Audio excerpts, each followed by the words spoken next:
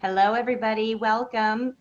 My name is Holly Daniels. I'm the Managing Director of Clinical Affairs for the California Association of Marriage and Family Therapists, CAMFT. And we at CAMFT are so excited about our fall symposium coming up November 8th and 9th in Irvine, California. And I am honored to have with me today one of our presenters for the fall symposium, Anita Avedian. Thank you, Anita, for being here. Thank you for having me. I'm excited. We are too. And Anita is presenting on anger management clients. Are they worth the risk? Which I think will be a fantastic presentation. Give us a quick overview, Anita, of your experience with anger management. I know that you teach a lot of classes, and just give us a little bit of your background. Sure. So the overview of the topics of what I'm going to be presenting. Sure. And, how you came to be an anger management therapist as Okay. I think I'll that's so start. interesting. I'll start with that, and then I'll get Okay. into the topic being discussed. So, my background is that I am a licensed marriage and family therapist. I've been doing that since 2001, and I got into the anger management field because back in the day I did a certification training. At that point, I was just incorporating some anger management groups into my therapy practice. And then that developed into an anger management company. So Anger Management 818 has 8 locations where we have groups and individual sessions dealing with the courts, as well as people coming in voluntarily. And about 5 years ago, I had authored my own program, and I've been offering a monthly certification training ever since to train counselors how to have their own anger management business or how to incorporate anger management into their practice. So at the CAMFT talk, I think my talk's gonna be on November 9 all day. What I'll be talking about is how to work with the courts, forms we're gonna need, how to write progress reports. I know a lot of therapists get stressed about what gets involved with paperwork to the courts, and how to read minute orders.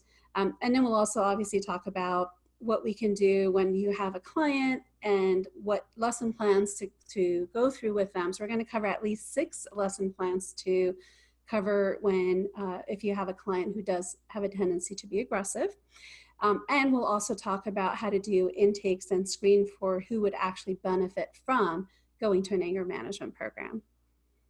That sounds fantastic. Yeah, I think, anger as therapists, right? That's an emotion that every human feels. And many times clients are coming into therapy and they're having an issue with anger. Even the most mild-mannered clients, right, are having maybe the opposite issue with that they can't express their anger, or it's repressed, or they're being self-destructive because they can't express their feelings. And I know the clients you're working with anger management are on the other end of that spectrum, probably needing some tools to contain Yes. the expression of their anger. But it is, I think, as therapists, something that can be intimidating, right? Can be a little worrisome. And I think, are you going to talk a little bit about that in your talk on the 9th as well, right? Absolutely. Yes. Yeah. It can get scary. Obviously, we're dealing with people who have selected to go to anger management instead of jail Mm. or for the behavior, for whatever they did that may have violated someone or threatened or scared someone. And then now you as an individual therapist may be working with this client in your therapy office.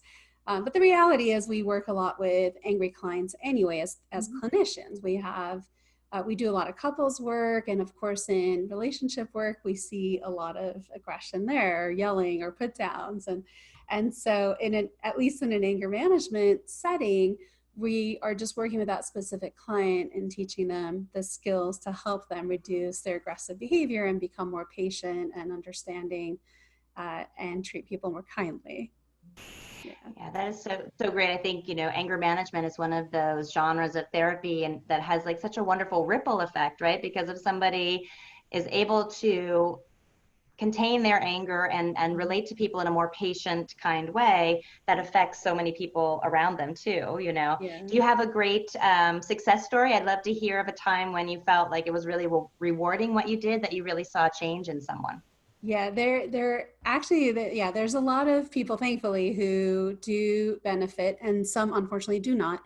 But the one I'd like to share is that there's this young gentleman who was part of our program, and he was someone who came in with such chronic anger. And when I say that, I mean he's someone throughout the day, every step of the way, is going to look at his surroundings or people's experiences with him as um, he actually would question their motives, or he wouldn't trust their intentions, or he thinks everyone is intentionally out there to harm him. And so through a group like ours, where you're sitting in a co-ed situation, hearing from others, learning from others, and realizing that some of these uh, suspicions are not necessarily valid, that they are just suspicions, they're not facts. And from learning through that, he started to grow, he started to be more understanding and trusting, which I never thought he would get to. And so he'd become more trusting. And then so you have this person who went from chronic anger to someone who gave life a try and started to actually loosen up and learn to be more open and trusting and let people in more. And it was really a beautiful transition to see him go through that. Oh, Yeah. that sounds so awesome. Yeah, I mean, and the psychoeducation piece that you were talking about before, I mean, some people just grow up even in family systems that are very suspicious and not trusting, and it's like they just don't know any difference, you Mm-hmm. know, until we can help them see it a different way. And I think the work you do is so important, Anita. Thank you. I know I've had many colleagues in my circle who have taken your courses and found them so helpful and so amazing, and it was a real boost to their career as well. And so just thank you for the work you do, and thank you for being here with us today. Thank you so much. I'm looking forward to the talk. Yes, we are too. So if you want to sign up for Anita's presentation or any of the other presentations for the CAMFT Fall Symposium, there will be information below. Just click and we can get you signed up. And we're really looking forward to seeing everybody there. So thanks again, Anita. Take Thank care. you. Take care. See you then. Bye-bye.